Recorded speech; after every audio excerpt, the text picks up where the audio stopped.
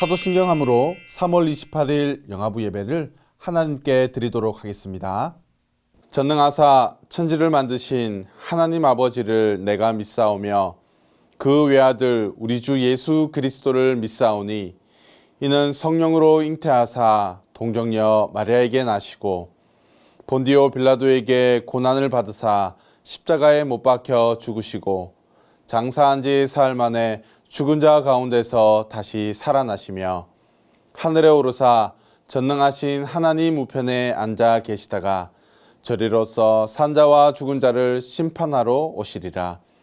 성령을 믿사오며 거룩한 공회와 성도가 서로 교통하는 것과 죄를 사하여 주시는 것과 몸이 다시 사는 것과 영원히 사는 것을 믿사옵나이다. 아멘. 사랑하는 영화부 친구들, 안녕하세요. 지난 한 주간도 잘 지냈나요? 따뜻한 봄이 되고 날씨도 너무 좋아졌지만 밖엔 황사와 미세먼지로 하늘이 뿌옇답니다.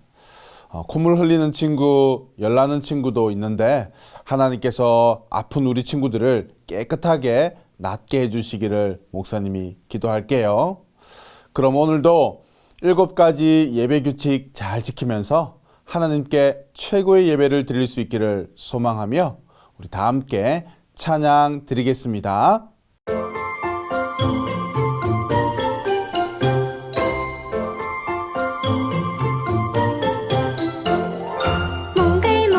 몽글몽글 구름처럼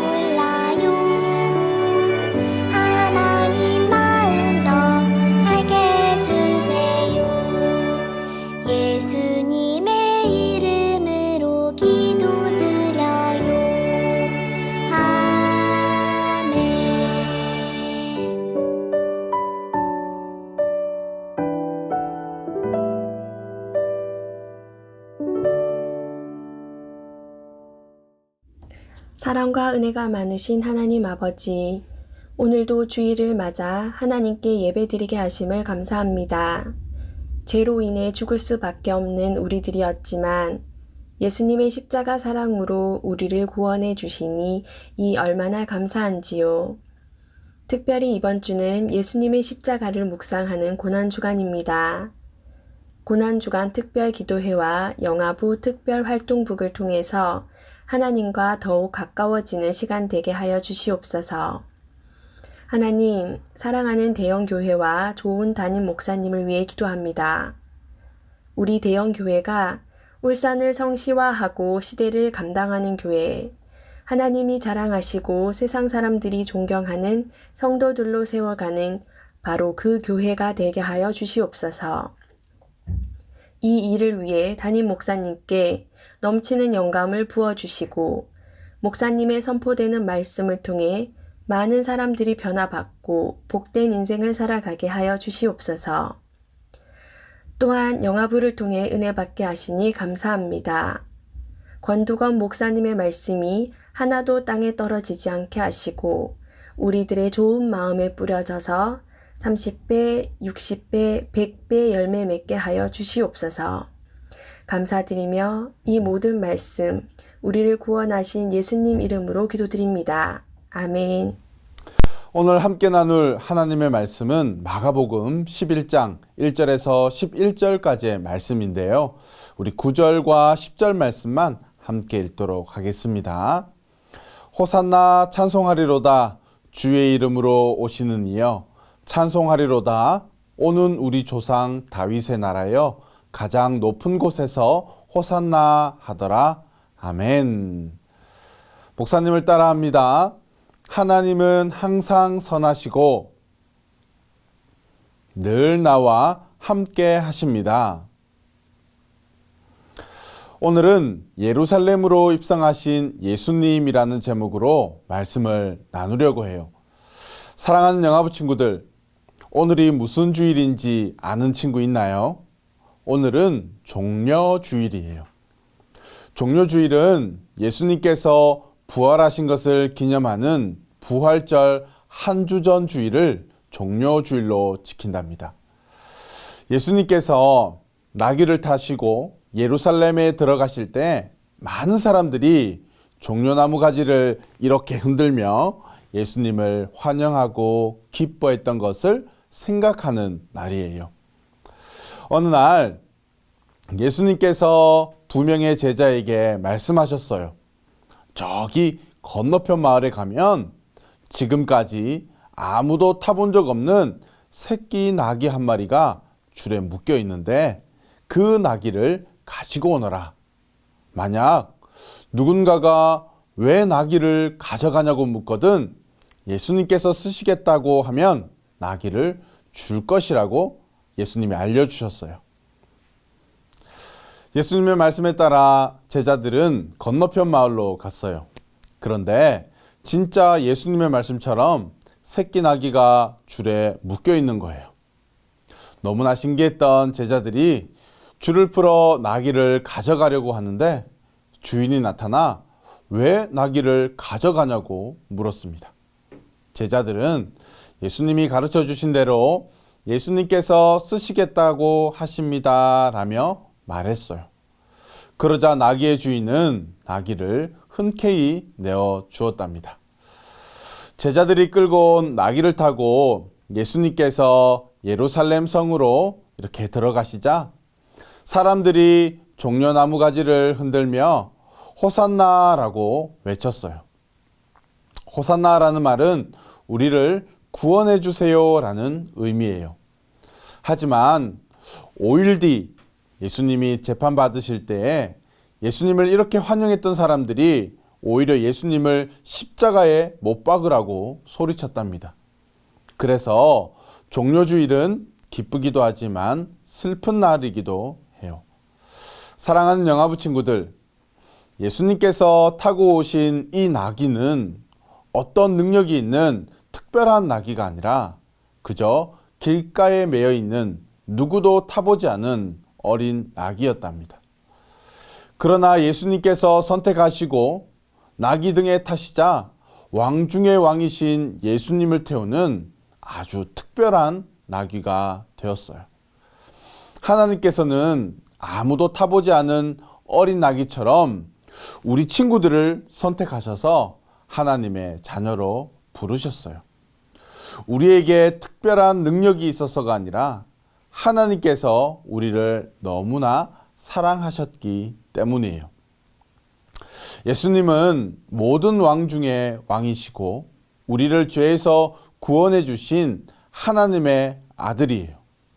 이번 한 주간 나를 구원하시기 위해 이 땅에 오셔서 십자가에 달려 죽으신 예수님을 기억하며 예수님을 향한 나의 사랑을 고백하는 우리 영화부 친구들 모두가 되시기를 예수님의 이름으로 축복합니다.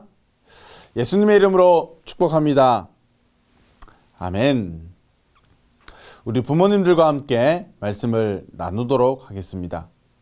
얼마 전 TV 프로그램에 배우 한채아 씨가 나와 지금 자신이 겪고 있는 결혼과 육아에 대한 어려움을 이야기하는 것을 보게 되었습니다. 이제 엄마가 된 지 27개월이 됐다며 육아는 참 힘든 것 같다고 털어놓았습니다. 가끔 아이를 안아 재우다 보면 어느 순간 자신도 모르게 하염없이 눈물을 흘리고 있더라는 것입니다. 딸의 100일 잔치에서 친정엄마와 만나 자신이 느낀 감정을 이야기하다가 내가 지금 뭘 하고 있는 거지? 내가 이러려고 결혼한 거 아닌데 하는 복잡한 심경에 눈물을 쏟기도 했습니다. 출산 후 많은 여성들이 겪는 산후 우울증과 경력 단절에 대한 고민을 들으면서 결혼 생활이나 우리가 하는 자녀 양육이 쉽지 않다는 것을 생각하게 되었습니다. 저는 오늘 종료주일을 맞이하면서 어린 아기를 타시고 예루살렘으로 입성하시는 예수님의 이야기를 통해서 우리의 가정들에게 주시는 몇 가지 교훈을 함께 살펴보려고 합니다. 첫 번째, 하나님의 계획은 완전합니다. 오늘 본문 1절과 2절 말씀을 여러분 보시면 예수님은 제자들에게 맞은편 마을로 들어가 아무도 타보지 않은 나귀 새끼를 끌고 오라고 하셨습니다. 그리고 만약 누군가가 왜 나귀를 끌고 가냐고 물으면 주가 쓰시겠다고 대답하면 내어줄 것이라고 예수님께서 알려주셨습니다. 제자들의 입장에서 생각해보면 참 당황스럽습니다. 맞은편 동네에 나귀가 있는지 없는지도 모르고 설령 나귀가 있다고 해도 주께서 쓰시겠다고 말하면 아무 조건 없이 그 나귀를 내어줄 사람이 있을까요? 그런데 신기하게도 아무 조건 없이 예수님의 말씀대로 나귀를 내어줍니다. 결국 제자들이 끌고 온 나귀를 타시고 예수님께서 예루살렘 성으로 들어가게 되었습니다. 여러분, 스가랴 9장 9절 말씀을 보시면 보라, 내 왕이 내게 임하시나니 그는 공의로우시며 구원을 베푸시며 겸손하여서 나귀를 타시나니 나귀의 작은 것 곧 나귀 새끼니라. 아멘. 예수님께서 나귀를 타고 예루살렘에 입성하기 520년 전에 기록된 스가랴 9장을 통해 이 모든 것이 하나님의 계획과 섭리 가운데 이루어지고 있음을 우리는 알 수 있습니다. 사랑하는 영화부 가족 여러분, 예수님의 예루살렘 입성이 완전한 하나님의 계획과 섭리 가운데 있듯이 하나님께서는 우리 가정을 향한, 우리 자녀들을 향한 놀라운 계획과 뜻을 가지고 계신다는 것을 믿으시기 바랍니다. 우리가 믿는 하나님은 실수가 없으신 분이십니다. 내가 사랑해서 선택하고 결혼했으며 자녀를 낳았다고 생각하겠지만 이 모든 가정 가운데 하나님께서 계획하시고 하나님의 뜻을 이루어가고 계신다는 사실을 기억할 수 있기를 예수님의 이름으로 축복합니다. 그러므로 우울한 것과 경력 단절과 같은 그런 복잡한 마음들을 버릴 수 있기를 예수님의 이름으로 축복합니다. 두 번째로 하나님께서 쓰시기에 합당한 아이로 키울 수 있어야 합니다. 본문 3절 말씀을 보시면 만일 누가 너희에게 왜 이리 하느냐 묻거든 주가 쓰시겠다 하라. 그리하면 즉시 이리로 보내리라 하시니. 사랑하는 영아부 가족 여러분, 저는 오늘 본문을 묵상하면서 아무도 타보지 않은 새끼 나귀가 우리 영아부 아이들이라고 생각했습니다.